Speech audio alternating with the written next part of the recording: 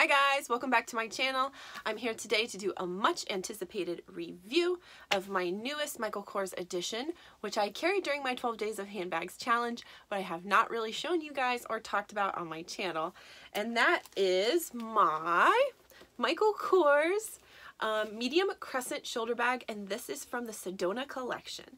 So I have never had a Michae Kors collection bag before because they are pricey, really pricey, and so I've definitely stayed away from them, and I just don't have that much Michae Kors stuff in general. But the whole reason I got this bag is because of my friend here on YouTube, Joshy Michael, who also purchased one of these, and he has a video of the unboxing on his channel. I'm going to link it below again. I linked it during my 12 days video, but I really, if you guys didn't see that series I did, and you're interested in this bag, you should go watch his video because the packaging that this bag came in was so impeccable. It was just so luxurious. They definitely have their packaging down there at Michae Kors. So I want to link that below because I did unbox mine off camera so that you can see that.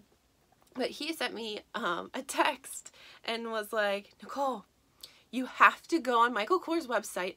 There is a pricing error. And I was like, what? So he sent me the link and I followed it, and it was this bag, which retails for, believe it or not, $1,190. And it was listed on Michae Kors' website for $180. And we were both like, what? This is a big boo-boo. And he was like, I ordered one. You should order one. What's the worst thing that can happen? They cancel our orders. We don't get them.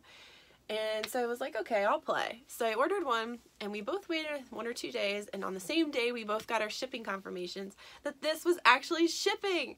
So we ended up paying like $190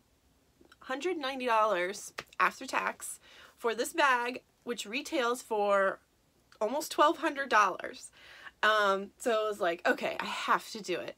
And I don't know that it was a bag I would normally select on my own. I definitely would have never purchased anything from the Michae Kors collection, but I'm like, hey, if you're gonna give me a bag for like 90% off, I will do it. I have to try it out. So it came, it's lovely, and it is, I want to go over kind of the features of this bag and also my likes and dislikes. I carried it yesterday for a good period of time and also during my 12 days of handbags challenge, just so I can make sure that I can give you like a real review of how I feel about this bag, the pros and the cons. So let's go over some of the features. This color is called Luggage, and this is a smooth calfskin leather, and it is really nice. The quality of this leather is very nice. It's very smooth, just flawless, flawless. Now, I will say that it does seem a little on the delicate side to me. So it's one that I'm going to spray with the protectant spray and then probably not carry in the rain, or if I know I'm going to have a day where I might be a little more rough on my bag, I'll probably skip this one just because it is so smooth that I worry that you will see marks or stains on it. But the leather quality is just, it's really nice. I will note that it did not have much of a leather smell, which I thought was a little bit odd. It has a small one, but you know, I'm used to like the intoxicating leather smell of Dooney bags, so I was a little disappointed it didn't have more of a leather scent to it. And you can see it's really a simple bag. There's not many features to go over. It has the Michae Kors collection logo down here on the front. The back is plain. It's a very narrow bag. There's no feet or anything like that. And people who saw me carry this during my 12 days of handbags challenge video said that Dooney makes a bag very similarly shaped, which is called the Crescent bag. So this does kind of have that half circle crescent shape, which does make it challenging if you're somebody that likes to set your bag on tables or surfaces. It's more of a bag that you need to hang on the back of a chair. But the shape does make it really unique. And the other features that make this bag unique are the elongated kind of looped zipper pull, which really adds a lot of interest to the front of the bag. And I don't know, I just really like it. It's a different idea than a tassel. I've seen tassel zipper pulls quite a bit, and I've seen long single zipper pulls, but this loop idea I had not seen that much of. The other feature that really stands out on this bag is the unusual strap. So the strap is really two narrow straps, and it goes through a buckle on each side, so it's super adjustable, which is really nice. And then they've left a lot of length to kind of give some interest to the sides of the bag, which I thought was also interesting. So you can adjust it on both sides, and the two narrow straps travel all the way to the top. There's a little bit of a stitch detail towards the top, and then at the top you have this shoulder piece which keeps the straps together most importantly, so they're not taking turns falling off your shoulder, and also makes it a lot more comfortable on the shoulder because it is so thick. These won't dig into your shoulder, which it just shows me that they're really thinking about what women want. You know, we like this cool, like, delicate look that this type of narrow strap gives a bag. Can you imagine how bulky this would look with one thick strap just going all the way around? I mean, this really gives it interest, and it helps keep the bag looking light, but this really helps with comfort. So I really appreciate that they took the time to think about what real women want. So the hardware is all silver hardware, but it is palladium plated brass, and it kind of has a dull silver appearance to it. It's a little bit more on the masculine side. It's definitely kind of, for me, kind of a more casual bag, but I'm a casual kind of girl, so hey, works for me. And then the inside is super soft suede, and it is divine. It is so soft. You can see the inside is very simple. It just has one zip pocket on the back, one slip pocket on the front, and the suede is kind of a deep chocolate brown color. And I know from my friend Joshie that this is goat suede, which I would have never known unless he told me. So it's really nice and luxurious to reach your hand in. Now I want to show you guys what I have in here, what I put in it to carry yesterday, and while I'm doing that, I also want to talk about the limitation that this bag has, and it's a little challenging to put your stuff in because of two different factors. The narrowness of it, and also the rounded shape. Kind of, when added together, makes it a little bit of a puzzle fitting your stuff inside. You can't really stack anything too thick, and you can't, when you're putting square items in, it gets a little tricky because the bottom is rounded. So you have to kind of think about how you're putting your stuff inside and how you're stacking it up vertically, which can be a little bit challenging. And if you're somebody that doesn't like to spend a lot of time figuring out how your stuff goes in your bag, this might not be a good option for you. It was challenging for me because I love carrying smushy, big bucket bags. I'm used to just throwing my stuff in, so it was a little bit hard for me kind of figuring out how to stack my stuff. So let me show you what I have in here, and it is by no means full, so you can put more in here. I have my pouch that I carry all the time. I have my Tory Burch wallet, and I'm going to show you a full-size wallet in here in a minute just so you guys can get a sense of what that's like. I have my other little coin pouch. I have my hand sanitizer. Now, I had been putting my hand sanitizer either in this front slip pocket or in the back zip pocket, but I found that this leather is so delicate and thin that when I put other items in this bag and the items in this front pocket were kind of jabbing against this leather, you could see like the bulkiness of the item inside kind of poking out, which was annoying me because I really wanted this to have a smooth appearance. Plus I didn't know how good that was really for the leather.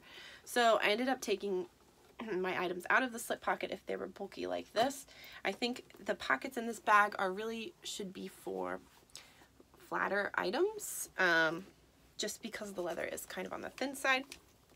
I have my car keys, and then in the back pocket I have my tissues, since that's a nice soft item, it wasn't making marks on the outside, and I have my little lip balm. So let me show you the inside empty. Oh boy, a lot of lint in there, my goodness. And then let me show you a full-size wallet. So this is a full-size, 4x8 wallet. The opening is fine. That's not the challenge of this bag. The challenge is, the puzzle of trying to fit your stuff in this crescent shape. I also have some bulkier items here that I did not put in, but, umbrella, it's on the bulkier side. It's probably just about as thick as you can fit in here. Also, my sunglasses case is on the bulkier side. It also fits, but like I said, when you have to put these items in the middle, because that's the only place they really fit, then you're trying to pack your stuff on the sides here. You might be able to stand them up. I mean, you kind of can, but then you can't really zip the top, and I feel like this bag looks really sloppy when it's not zipped. So it's just something to keep in mind. If that is something that would annoy you, having to really think about how you're packing your bag, then you may want to keep that in mind if you're considering purchasing it, or another bag that has a similar shape, because I really didn't think about that when I ordered it. Not that that would have changed my mind, because we all know the deal. The deal is what made the decision for me. But I just want to show you guys a couple of shots of how it looks on. And like I said, this is called a shoulder bag, but it's not really a shoulder bag. It's a crossbody, if you ask me, because the strap is so long. So I also want to show you the difference between it being zipped and unzipped. I will say these straps can be a little challenging because you have to get them straightened out to sit on your shoulder correctly, and sometimes that can take an extra second. Just something else to think about. But this is what it looks like on. You can see it doesn't really conform to the body. It's a little bit on the stiffer side. I will say the narrowness is nice when you are wearing it crossbody, because it doesn't take up a lot of space on your hip. You can swing it behind, and since it's narrow, it kind of stays out of the way nicely. Now let me show you guys what it looks like unzipped, which I think looks kind of sloppy. So because of how this bag is shaped, it tends to kind of hang open, and since it's a shallower bag, it's really not a great one for leaving unzipped, because I feel like it's just so easy for someone else to reach in here and grab your stuff. I mean, it's just like a gaping hole. So it really looks better and more put together when you zip it. So you want to make sure not to overfill it, which can be challenging. But I would say for not an everyday bag, for an occasional use bag where, you're going to do something casual, but you want to look a little nicer, I think this is a great option. I also would be interested to see if this does come in other colors, if it would read as a little bit more dressy. And you know what? This is kind of like a wristlet strap. I just realized that. This is a really big wristlet, but I'm just saying, like, I feel like because of the adjustability of these straps and like that the zipper pull is kind of like a wristlet strap, you have some interesting options here, especially if it were in another color that may read as a little bit more elegant than this luggage brown color. Alright guys, so that is my Michae Kors from the Sedona collection medium crescent shoulder bag.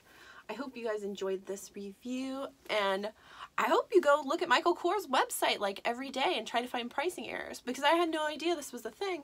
And my friend Joshy says he finds them all the time, but most of the time when he orders the bags, they don't ship, and he ends up getting his order canceled and like an apology email. But this time it actually worked out. So if you see something out there that looks like it's a mistake, grab it and put it in your cart and check out, and don't think about it, because even if you end up not liking it, this is a great bag for resale because of the incredible deal that I got on it. I'm confident that I'm going to use it for a while. When I get bored with it, I can easily sell it and get my money back, which is a great way to think of your handbags, if you do have a lot of them, to think of them more as an investment rather than a one-time purchase. Alright guys, thank you so much for watching today. Please give this video a thumbs up if you enjoyed it, and please subscribe if you have not, and I hopefully will see you for my next video. Bye!